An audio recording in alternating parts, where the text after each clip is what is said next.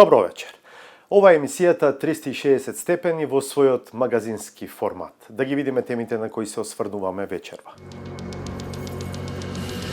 Функционерите за кои досега беше објавено дека злоупотребуваат службени возила за партиски и лични цели, беа опоменати од владата, но продолжуваат по старо. Ти го плукаш, он мисли врне. Јавното обвинителство отвори предмет за случаите со легализациите. Кој е вашиот коментар? Они нека ја вршат своја работа, ние све што ќе побараме тука сме. Ако има неправилности ќе одговараме.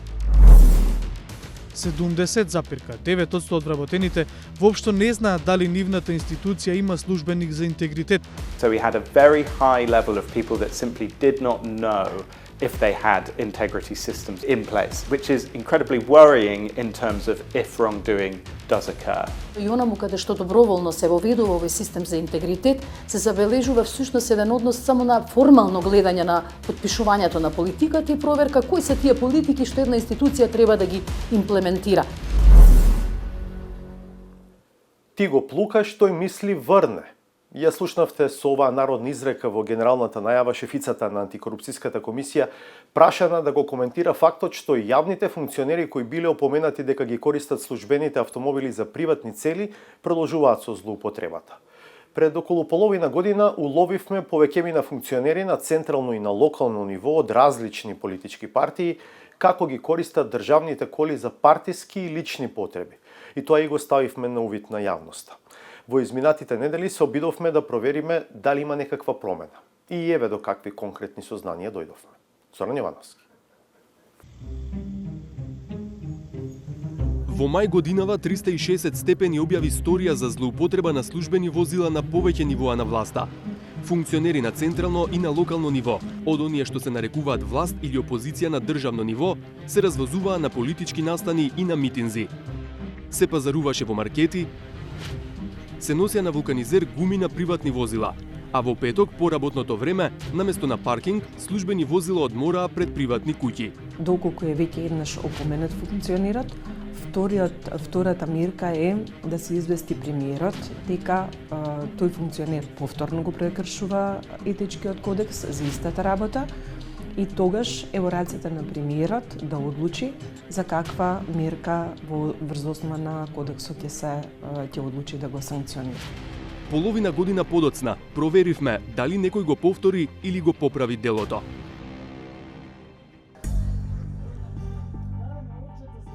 Во април годинава, кога владеачкиот СДСМ од партискиот двор ја најави кампањата рамо до рамо, во него се паркираше половина влада со државни коли.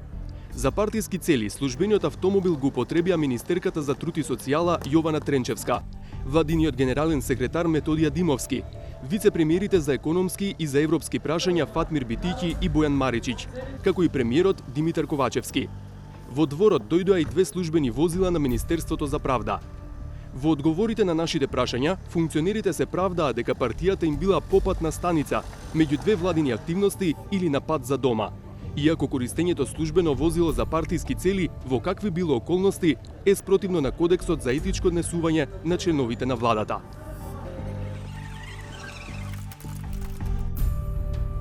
Први декември, петок, 7:30 часот. Во седиштето на владеачкиот СДСМ само што не почнал партиски состанок. Меѓу првите со црн Volkswagen дојде вице-премиерот за економски прашања Фатмир Битиќи. По него влегоа неколку црни државни шкоди, но завршија на задниот паркинг, па не видовме кој излезе од нив. Пеш дојде министерката за одбрана Славјанка Петровска. Не можевме да забележиме дали дошла пешки од дома или од работа, или пак некој ја оставил на блиската главна улица.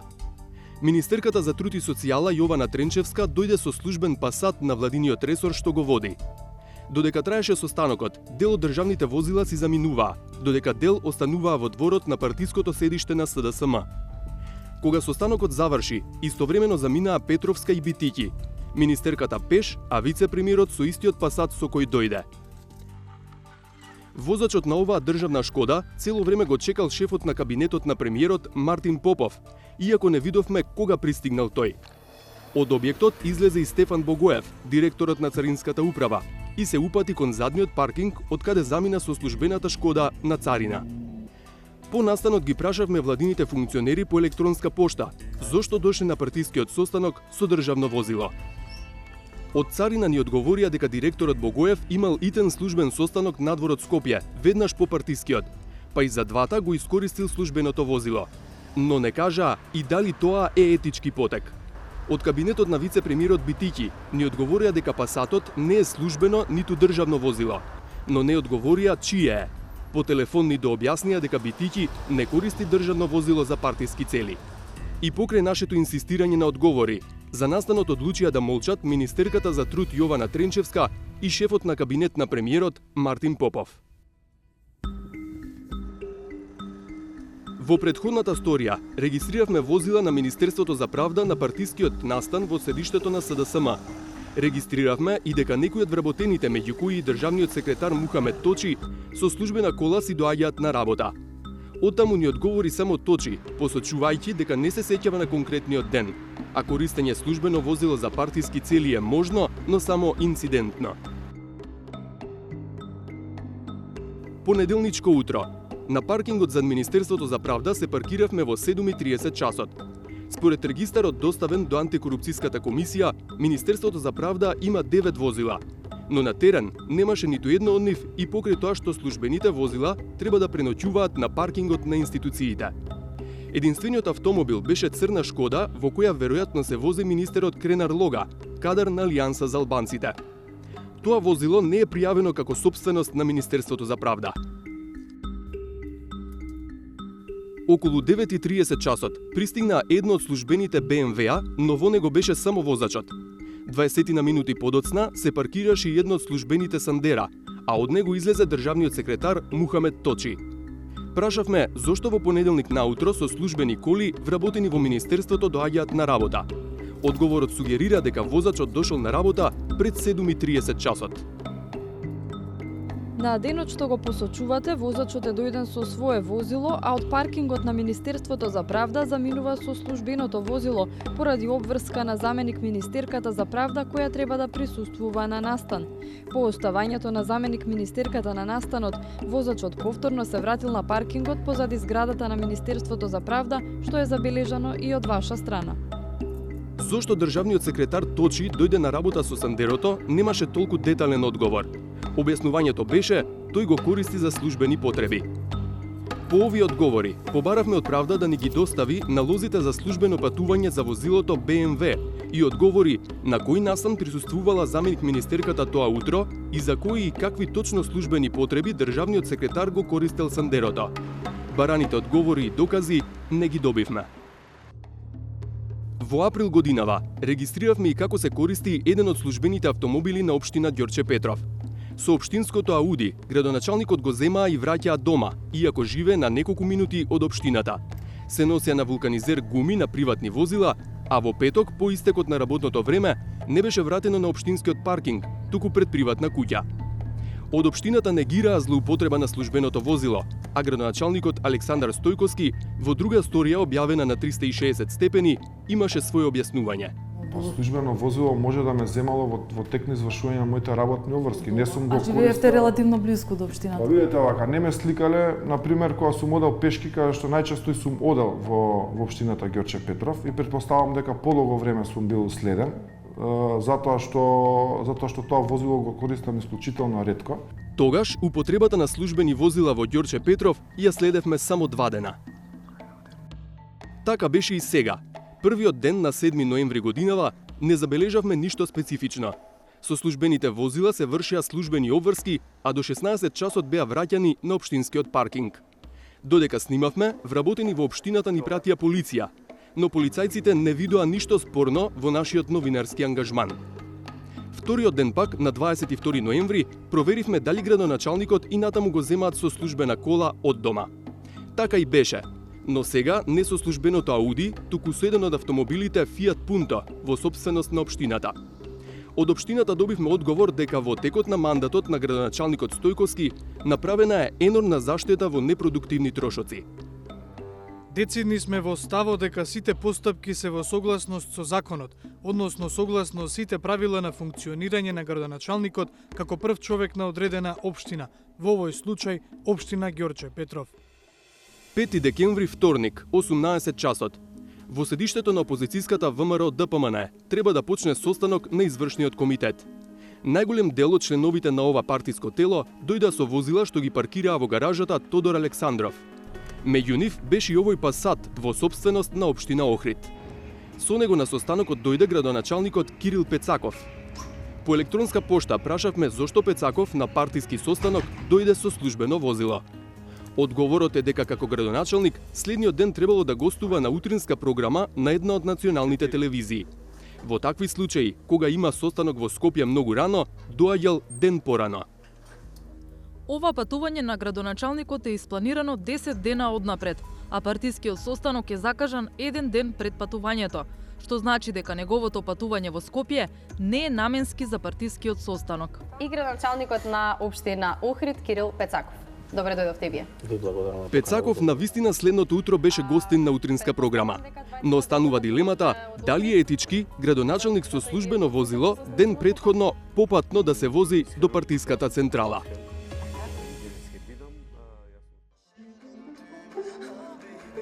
ДУИ има долга историја на злоупотреба на државни возила за партиски цели.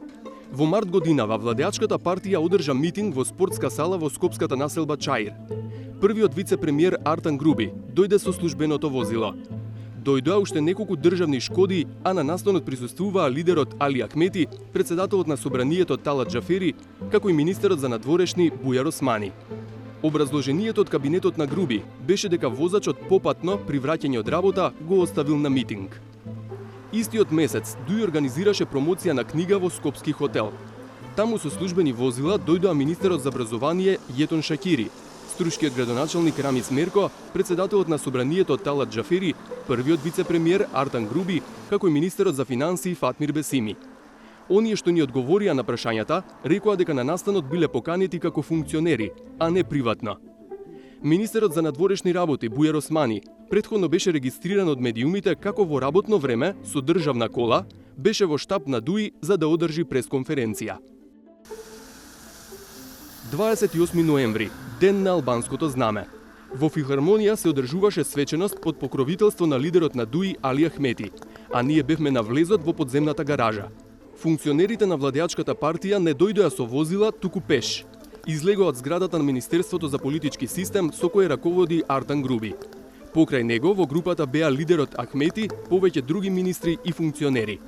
Таа вечер службени коли не видовме. Има две објаснувања. Или кај функционерите на ДУИ проработело чувството за етичност, или едноставно немале државни коли на располагање. Двете сценарија се еднакво можни, бидејќи следниот ден, 29 ноември, почна самитот на ОПСЕ во Скопје, а за потребите на делегациите кои присуствуваа на самитот, беа повлечени голем дел од репрезентативните државни возила. Пролетоска регистриравме дека градоначалникот на општина Тетово Билјал Касами, кој е и лидер на движењето Беса, се вози во овој црн Мерцедес со скопски таблички. Бидејќи автомобилот не е службен, прашавме чие, на кој начин се користи и како се плаќаат трошоци за негово користење. Од општината тогаш ни одговорија дека Мерцедесот е на движењето Беса, но дека се води на приватно лице бидејќи во тек е процедура за префрлање на сопственоста. Трошоците ни кажаа ги плаќа партијата, освен ако Касами не оди на подолг пат. Касами и натаму се вози во истиот Мерцедес, што сега има други регистарски таблички. Од општина Тетово објаснуваат. Во врска со сопственоста на возилото марка Мерцедес што го користи градоначалникот на општина Тетово Билјал Касами за службени потреби, ви информираме дека истото е во сопственост на движењето Беса. Актуелниот состав на Државната комисија за спречување корупција, чиј мандат е при крај, не користи службени возила. Тројца од членовите што се од други градови, од кои еден од гостивар, добиваат патни трошоци во висина на автобуска карта. Значи, институцијата нема службени возила и ете функционира. Значи, не е до службеното возило успех за функционирање. Имате институции каде што има теренска работа, каде што природата на работата бара службено возило, во ред. Значи, може во министерствата да има, зависно од природата на работата, да има службени возила, меѓутоа точно да се знае за кои цели и каква ќе биде намената. Треба да се има правилници за користење на тие службени возила, треба да се има патни налози уредно пополнети и да се знае точно од која до која релација се користат возилата, а не се попатно било, па ај сега ќе навратиме, па сега ќе свратиме. Значи, тоа е веќе изигрување на и онака невоспоставениот саглам систем, ова е уште повеќе користење можност за злоупотреба на службените возила и уште повеќе ја зголемува лошата перцепција кај граѓаните. Председателката Ивановска вели дека е потребно системско решение за да се спречи злоупотреба на службените возила, кое треба да вклучува надзор и контрола. Функционерите за кои досега беше објавено дека злоупотребуваат службени возила за партиски и лични цели беа опоменати од владата, но продолжуваат по старо. За нив Ивановска има една народна мудрост. Ти го плукаш, он мисли врне. Тоа се случува за жал кај нас. Ни опомена, ни ништо. Се додека свеста е на толку ниско ниво и ништо не му значи, ниту опоменат, никој не ги почитува. Ние сме, како да речам, не знам, мислам, навистина ова крај нема. Смета дека треба да се тргне од мотивот да се биде функционер. Дали е мотивот јавниот интерес на државата и да придонесат нешто за државата или повеќе од аспект на нивниот приватен интерес, па дуре функцијата да си биде семејството обезбедено и со службено возило. Затоа што вие имате именувани лица на функција кои што имаат јавни овластувања и од друга страна службено возило кое што 24/7 го користат не само за службени цели, туку се гледа и фамилии си се возат со нив. Владата има донесено 2 документи со кои се уредува користењето државни возила. Едниот е Кодекс за етичко однесување на членовите на владата и носители на јавни функции, именувани од страна на владата. А вториот е одлука со која се уредува користењето службени возила во сопственост или на користење на државата. Во членот 19 од Кодексот, користењето службени коли е ограничено за службени потреби, а потенцирано е дека не смеат да се користат за приватни или партиски цели. Во одлуката пак пишува дека користењето службени возила треба да биде одобрено, оправдано, наменско и рационално и во сообразност со визијата, мисијата, целите и делокругот на работата на државниот орган. Во неа пропишани се формулари, како месечен налог за користење службено возило и налог за службено патување што треба редовно да се пополнуваат. Кој го користел возилото, кој го возел, кога, каде, зошто и колку километри се поминати. Иако антикорупцијската комисија одамна излезе со идеја службените возила да се со регистарски таблички во боја, како што се жолти оние на такси возилата, тие се уште се непрепознатливи по улиците. Антикорупцијска направи и објави регистар на службени возила. Во него може да се впише бројот на регистарската табличка и да се провери на чија институција е возилото. Но многу институции не се одзвале на повикот своите возила да ги впишат во овој регистар. За подсетување, поранешната министерка за образование на Естонија, Маилис Репс, во ноември 2020 година поднесе оставка откако медиумите објавија дека нејзиниот возач со службен автомобил и ги носел децата на училиште. Премиерот застана во нејзина одбрана, но ја прифати оставката, а Репс ја призна злоупотребата и им се извини на граѓаните.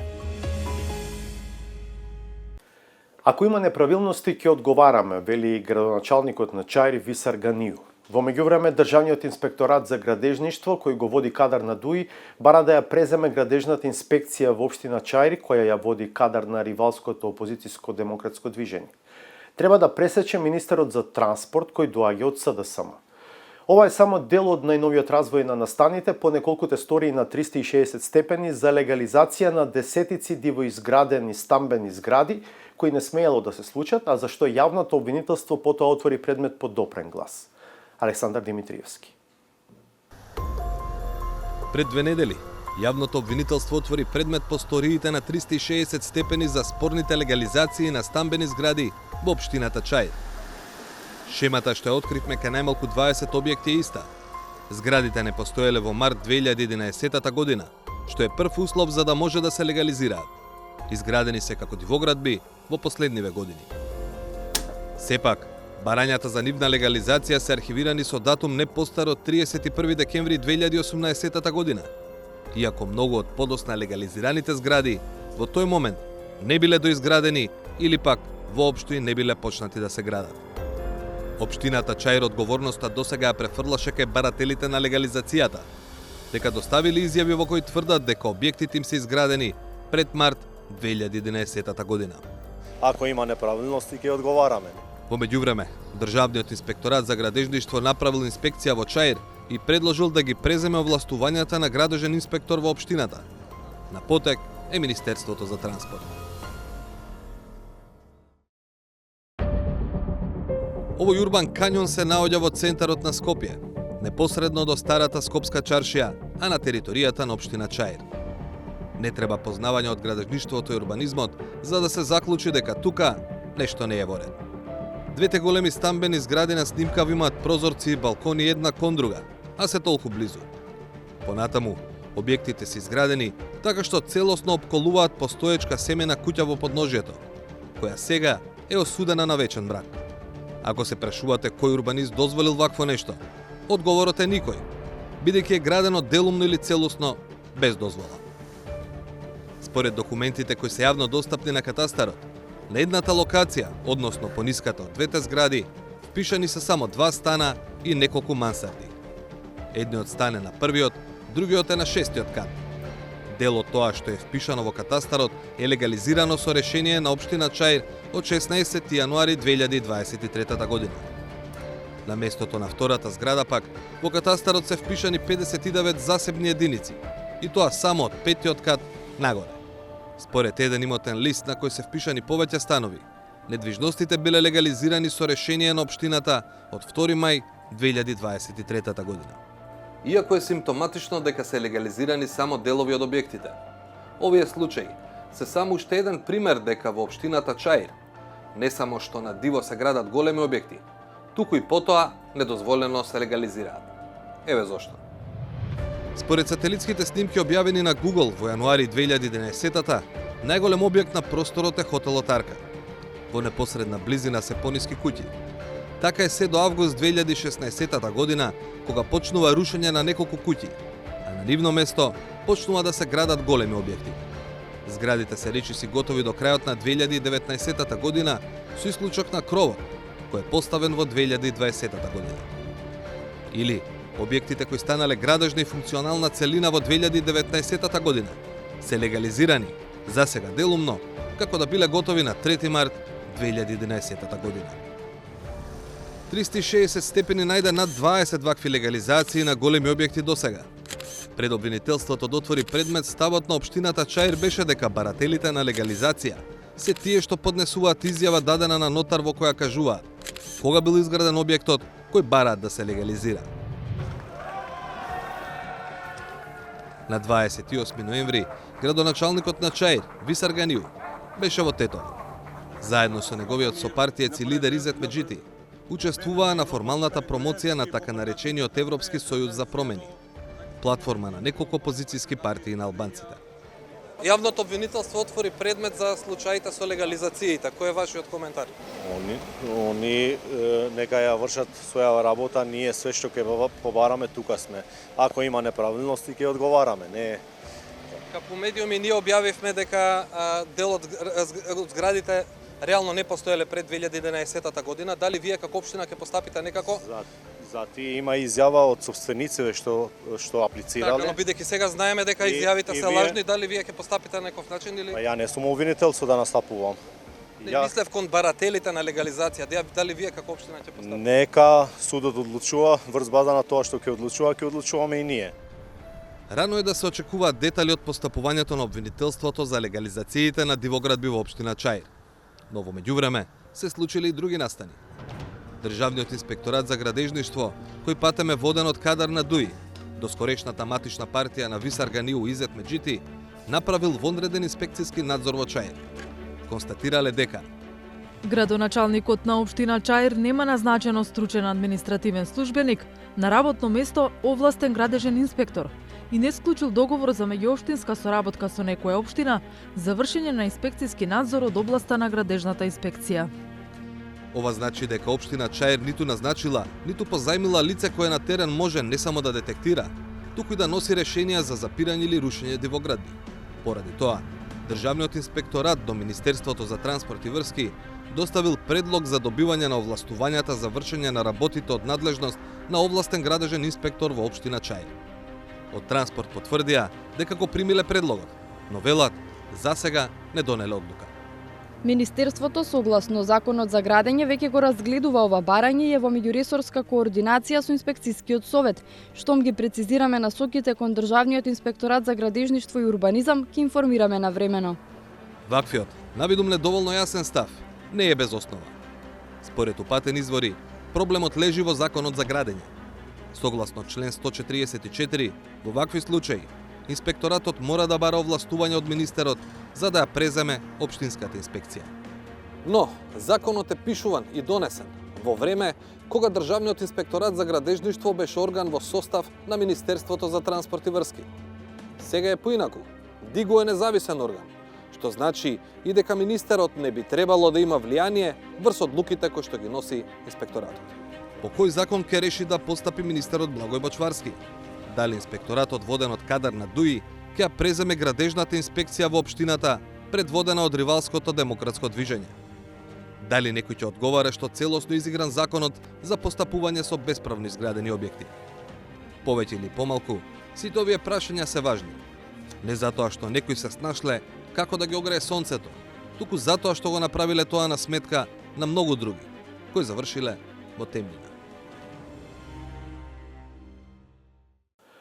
Северна Македонија ја доби според нејзините автори првата систематска анализа на корупцијата и борбата против неа во јавната администрација базирана на холистички пристап. Што значи тоа? Истражувањето кое го спроведе ИФЕС во соработка со домашни и странски експерти, освен ставовите на јавноста, ги зема предвид и ставовите на вработени во администрацијата, луѓе на раководни позиции и на невладиниот сектор. Резултатите очекувано не се за пофалба. Деталите од Владко Чаловски.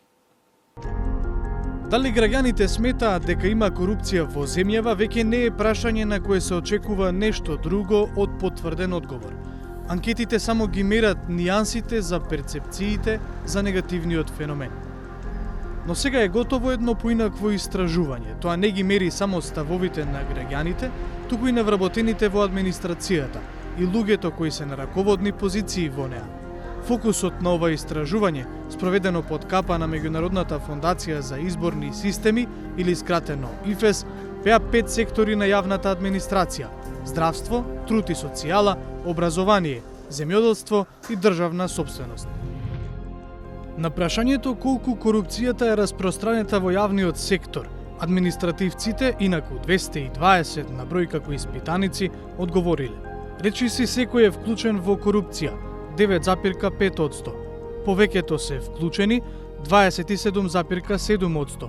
Неколкумина се вклучени, 25%.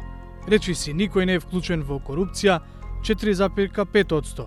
Не знаат или немаат одговор, 33,2%. Слични се ставовите и на 128 анкетирани раководители во јавната администрација. Околу 10% од нив сметаат дека речиси секој е вклучен во корупција, 30% дека повеќето се вклучени, 30% дека се вклучени неколкумина, додека мнозинството од останатите не знаат или немаат одговор. На прашањето пак кои се најчестите неправилности во работата, повторно има совпаѓање меѓу ставовите на административците и раководителите. Околу 54% од административците и 48% од раководителите велат дека во јавна администрација се вработува со роднински, пријателски или партиски врски. Втор најголем проблем, според 52,7% од вработените и 49% од шефовите, е недостатокот од можности за законско напредување.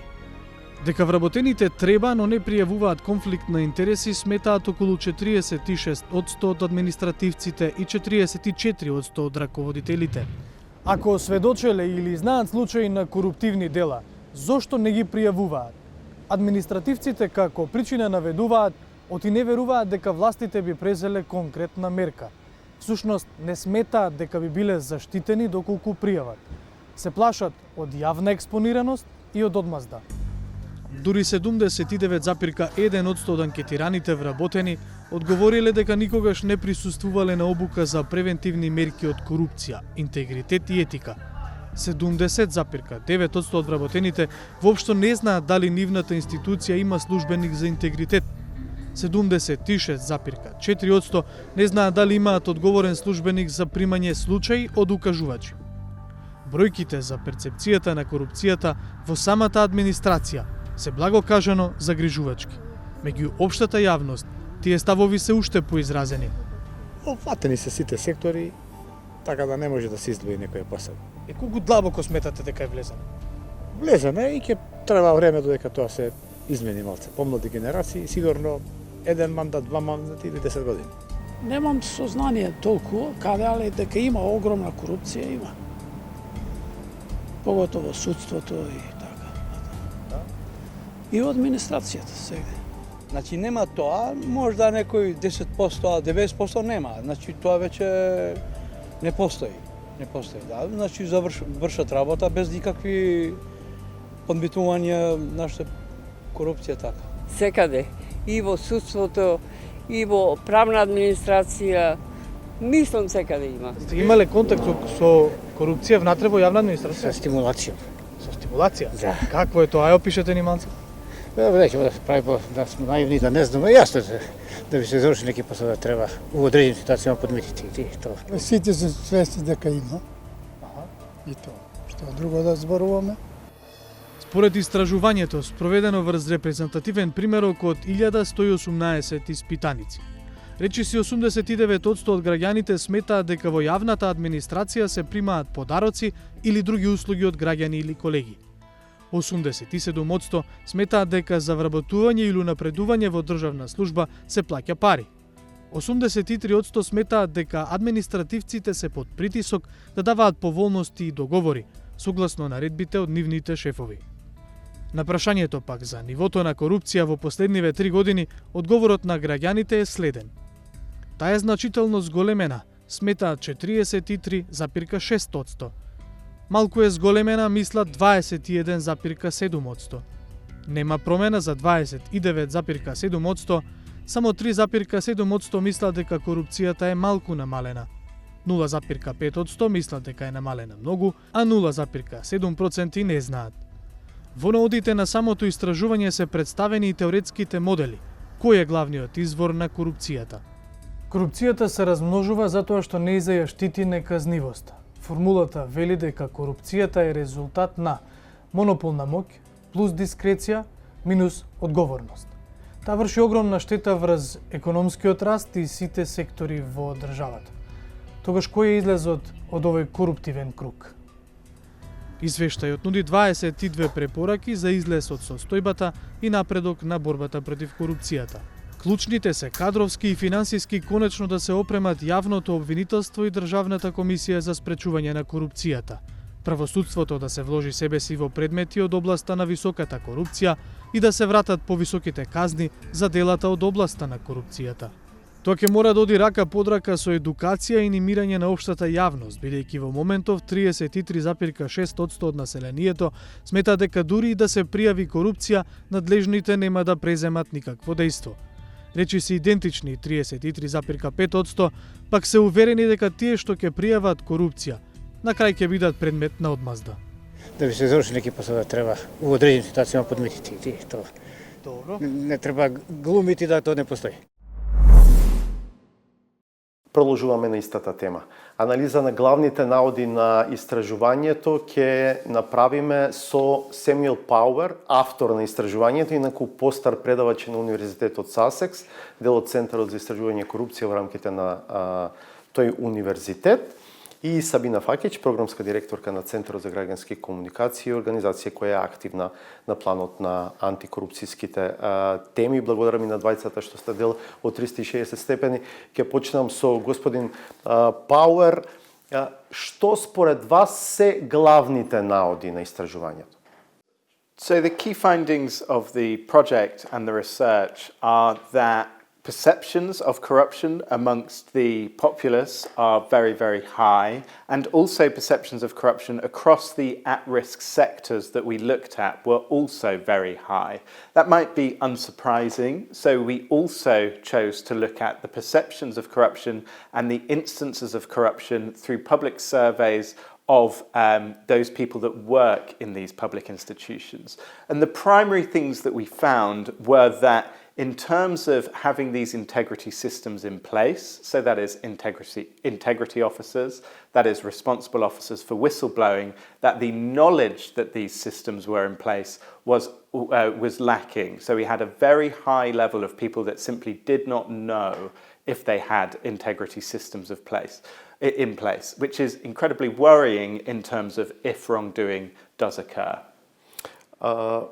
Господин Факич, ова со тоа дека перцепцијата на општата популација е таква каква што е во однос на корупцијата и господинот Пауер рече не е изненадување, но дали е за вас изненадување ова второво, дека многу луѓе вработени во јавниот сектор воопшто не биле свесни за постоењето на одговорен за интегритет, за офицери, за пријавување корупција и така натаму. Па ќе речем дека за мене, бидејќи сум во тек со процесите кои се одвиваат во нашата земја, не е изненадување тоа што најголем дел од вработените во институциите не знаеле дека во нивните институции е воведен системот за интегритет, доколку е тоа така, или дека немале именувано лице за интегритет, од едноставна причина што процесот на воведување на систем за интегритет во нашата земја не е предвиден со законот за спречување на корупцијата, туку е институциите доброволно пристапуваат кон воведувањето на овој систем. Така што досега само 70 институции на централно ниво од околу 550 колку што ги имаме на централно ниво воведуваат ваков систем за интегритет. Дополнителен проблем е и тоа што и онаму каде што доброволно се воведува овој систем за интегритет, се забележува всушност еден однос само на формално гледање на потпишувањето на политиката и проверка кои се тие политики што една институција треба да ги имплементира, без да се навлезе во суштината што тие политики треба да предизвикаат во насока на превенирањето и санкционирањето на корупцијата. Така што би рекла дека сме на самиот почеток, иста и на централно и на локално ниво, и она што треба да се размислува, доколку цениме дека системот за интегритет е нешто кон што ќе се стремиме и ќе го поддржуваме како држава, е дека треба да се настојува дури можеби и да се направат измени на законот за спречување на корупцијата и воведувањето на систем да биде задолжително. На ето по-генерално ниво, треба ли воопшто да се зборува за воведување на систем интегритет? Тоа не ли е нешто што се подразбира, треба да се носи, не знам, од дома, од студиите, од училиштето?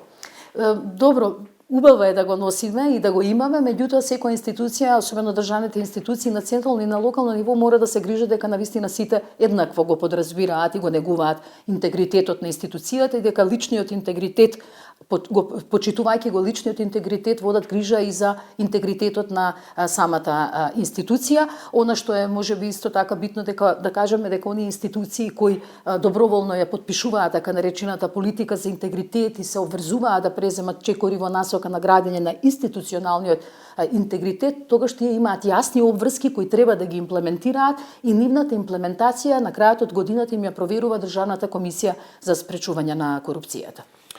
Господине Пауер, исто така веројатно не изненадување, една од слабите точки се јавните набавки. Тоа го покажува истражувањето. Yes, so alongside asking people about whether they had a knowledge of integrity officers in place or responsible officers for whistleblowing, what we also did was sector-specific risk assessments of where we think there are particular corruption hotspots, if you will. And what we found again and again across sectors was that public procurement was a big issue, and that public procurement was a specific area which perhaps needs focus and which perhaps need to be looked at, because this is a real red flag for where corruption can occur and where people can try and cut corners to get the kind of access that they want and to get the kind of service that they want. So public procurement was a huge issue that we found across sectors. It wasn't that it was specifically a problem. It was in one place, it was across the board, people raised concerns about public procurement. И како може тие проблеми да почнат да се надминуваат? So there's two different prongs, if you will, two different approaches that we can take.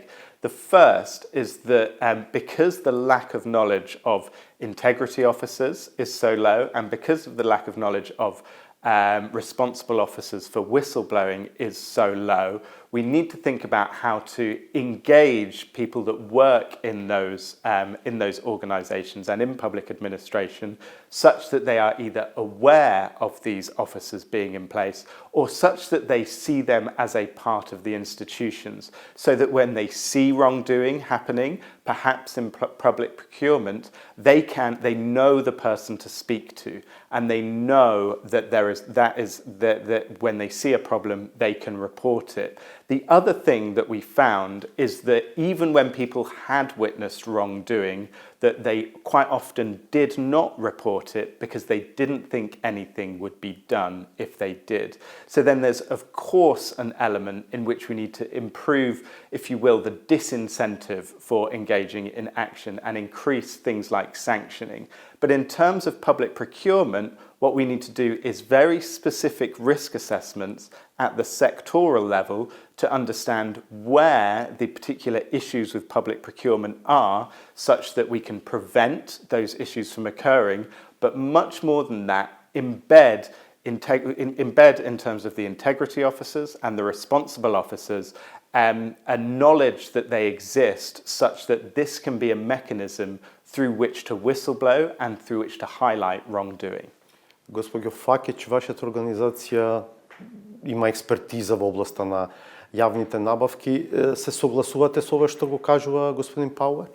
Апсолутно се согласувам дека е потребно да се засили начинот на кој се прави проценката на ризиците, особено во областа јавните набавки, како најподложни на корупција во рамките на институциите и на секторите кои беа истражувани, но би надополнила дека на системско ниво, надвор секако од ова истражување, дека е потребно да се работи на засилување на управната контрола на надлежната институција, тоа е Бирото за јавни набавки. Именно нашите истражувања покажуваат дека всушност бројот на вработени во одделението за управна контрола наместо да се зголемува низ годините, тој се намалува, што значи дека дополнително опаѓа политичката волја на Министерството за финансии, па ќе кажам и на самата влада, да се справува со корупцијата на полето на јавните набавки, што е навистина загрижувачки, особено ако имаме предвид дека Бирото за јавни набавки има развиено соработка со Светска банка и така наречени црвени знаменца, кои всушност треба да укажуваат каде се зголемени ризиците од корупција и дека нивните контроли кога се применува токму оваа алатка покажуваат дека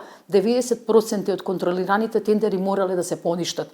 Ова значи дека во суштина кај сите тие 90% од контролирани, бил контролиран мал број, околу 70 тендери, меѓутоа тоа зборува дека од почетокот значи се е воочено непочитување на законот за јавни набавки. Ова се според мене загрижувачки индикатори кои треба да ги освестат надлежните институции дека конечно мора да се преземаат чекори во тој правец и мене ми е колку и да делува тоа можеби разочарувачки, меѓутоа драго ми е што ги имаме овие сознанија и се надевам дека некого ќе го освестат во иднина дека е потребно да се преземаат активности во овој правец. Начинот на кој што се вработуваат луѓе во јавниот сектор и потоа се унапредуваат низ скалилата внатре е исто така очигледно голем проблем. Зошто? Yeah, so what we found is we asked our respondents what they thought was the guiding criteria behind employment and promotion. And what we found, and this is reflective of wider public concerns within the country, which is a degree of cronyism, if you will, and nepotism in the society. In particular, what we found was that above and beyond anything else, the perception of those working in the leadership of organisations and also just in the organisations more broadly, there was a consensus that in terms of promotions criteria, the guiding principle was either that you knew somebody in power in that institution or more widely, or that you had some kind of connection, be it familial or political. So the great concern was that promotions criteria was not being employed equally and that there wasn't a merit-based promotion system, which is important because what you want is people working in an organisation that believe in the values of that organisation. And if you don't see that the organisation is promoting people fairly and based on merit, then you are much more likely to actually enjoy working for and embed the kind of values that you want to see in public service during your work. Факт за нас не е ништо ново, ние го живееме тоа секој ден низ конкретни примери. Политиката е веројатно доминантна, членската книжка во одредена партија, но се разбира и друг тип на врски, роднински, пријателски и така натаму. Што би бил вашиот коментар во овој контекст?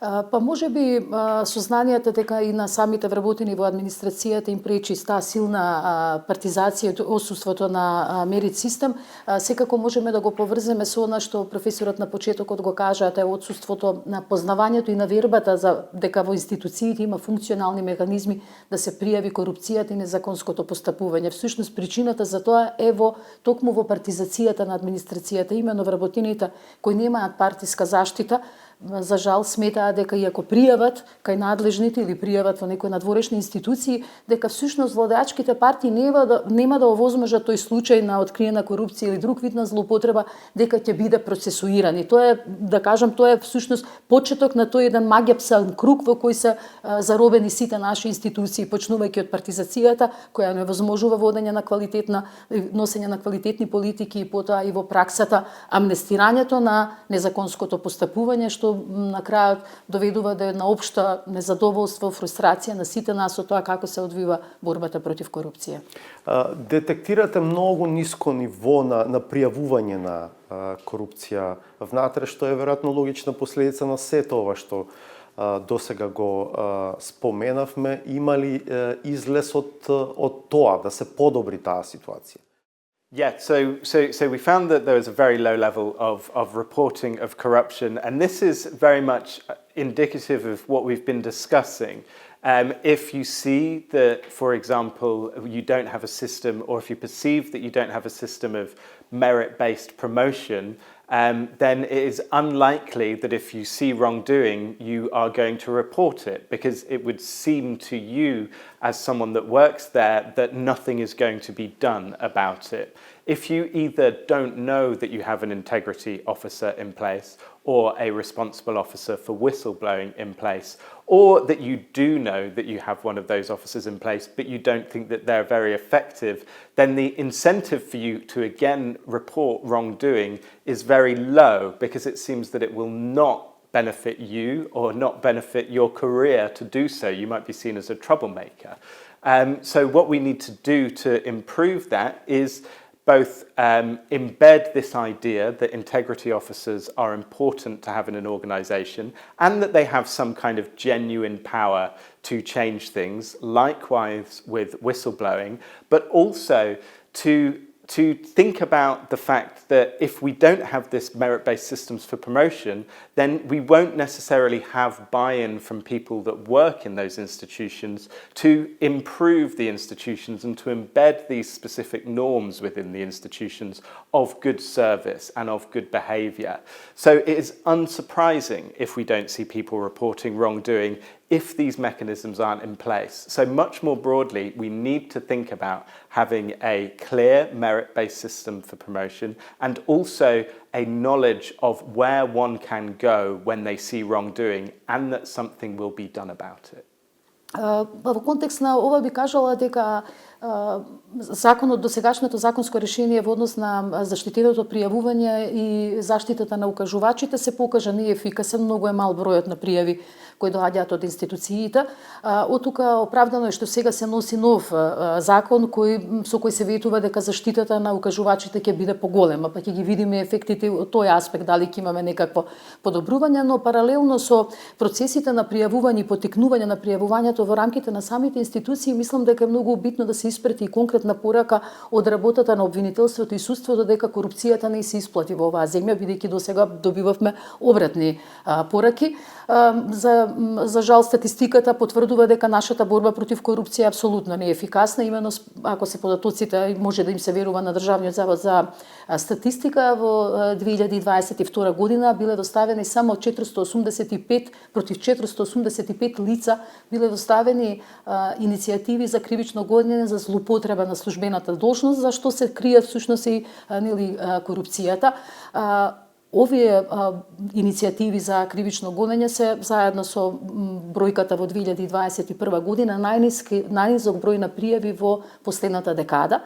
Ова секако потврдува дека ние во Македонија многу повеќе зборуваме за корупцијата отколку што ефикасно се обидуваме како институции да ја санкционираме, и на тој начин секако се создава, па ќе кажам, една целосна апатија на граѓаните и недоверба во институциите, што резултира секако и со исклучително ниска доверба во обвинителството и во судството дека имаат капацитети и волја да санкционираат корупцијата. И мислам се додека не се покажат ефикасни резултати од аспект на работата на обвинителството и судството, не можеме да очекуваме дека градиме една потикнувачка средина и во рамките на институциите да се пријавува корупцијата.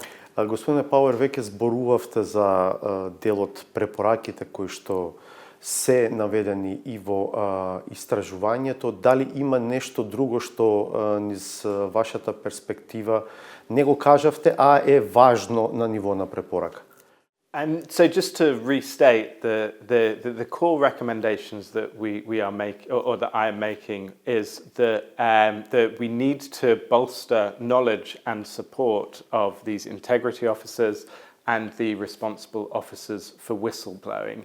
We have also seen that I suspect that something around citizen education and citizen education campaigns about the economic damage that corruption is doing in these, with regards to at the sectoral level, is important to educate both citizens and those working in these organisations about the wider damage that corruption causes.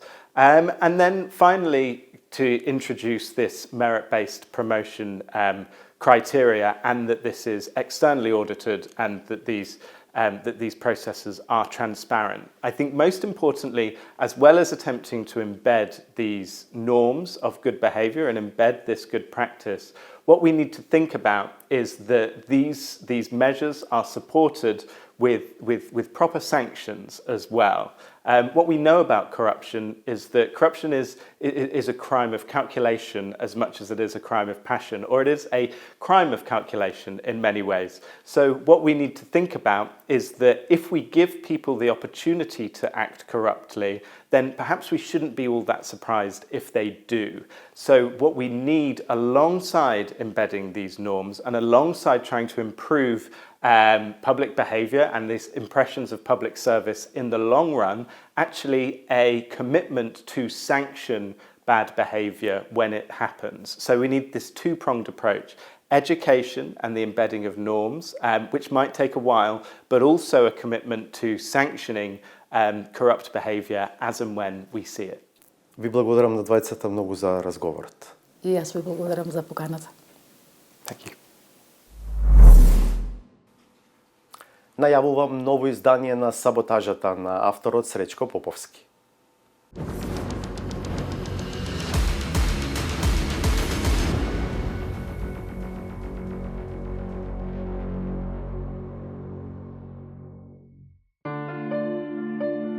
Политичките, а најмногу идеолошките истомисленици, оние со кои јавно ја споделувале платформата се во неверици со доза на сериозен скептицизам, гледаат на можноста нивниот компатриот да е главно осомничен за суровото двојно убиство.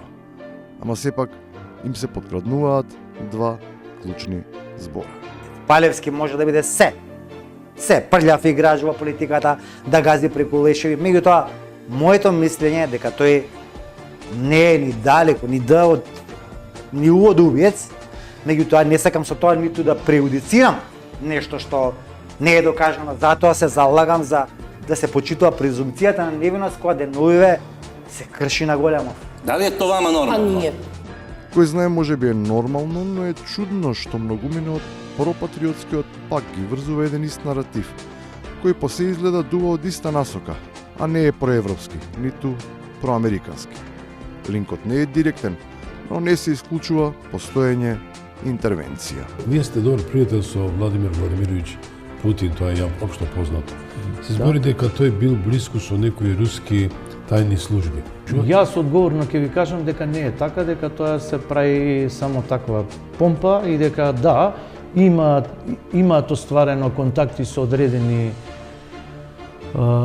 руски граѓани кои што можеби имаат и некаква политичка улога во целата приказка. Дали е тоа вама нормално? Па ние. Не се знае дали е нормално, ама звучи необично кога фронтмените на антагонизмот против западните вредности. Мотивите за суровост ја гледаат во сосема друга насока од таа која ја практикуваше и се крстеше главно осумничениот. Светското влијание на изместување на вистинските вредности и доаѓање на нивно место на вредности кои немаат врска со она што нормалниот човек сака да го почитува и да го живее, доведува до изместувањето на вредностите и во Република Македонија. Дали е тоа вама нормално? Па ние. Настрана вредностите, а уште поненормално е што од северот толку упорно се туркаат сите шпекулации, а дома се пласираат како вистини. Со таа класично политичка приказна по кој знае кој пат се прават обиди да се покаже дека е потребно враќање во старото јато, од и сами не сме способни да водиме држава. Дошло je do raspada, i to u najgore momentu kad je pola Evrope boravilo kod njih, došlo do raspada policijsko-bezbednostnog sistema. Sad ovi koji su bili šefovi država, vlada, naš ministar Dačić kaže, pa Bog te mazo, oni su mogli mene da ubije kako se to tako nonšalantno tamo radi. Da li je to vama normalno? Pa nije. Поентата е преку интриги и дезинформации да се збудалува јавноста на која и се сервираат секакви приказни, меѓу кои како особено впечатливо е онаа дека неколку дена по свирепото убиство главно осумничениот сосема лабаво си водел емисија за наводни банкарски манипулации, во која открил така сериозни тајни. Не баре пола држава не беше свесна за тоа колку таа реторика е празна. И тој искочи со докази, со свифтови, со чуда, со све. Трансакции. Тоа се веќе сериозни мотиви за ваква работа. Значи, да му на некого сместиш овакво нешто, стварно треба да имаш добар разлог. Дали е тоа вама нормално? Па ние. И на крајот, како врв на ненормалноста и шоу, од кој всушност се гледа колку и како најгласните се засегнати. Posle imamo pripreme neke za novu godinu, pa onda razumeš kako sve funkcioniše, tako je. Hoćeš Leki da pišeš? Šokantna priča iz Makedonije koja je stigla negde je frapirala javnost u svakom smislu. Одговорот на се, тие самите си го даваат. Дали е тоа вама нормално? Па ние. Тука го заокружуваме и ова издание на емисијата 360 степени.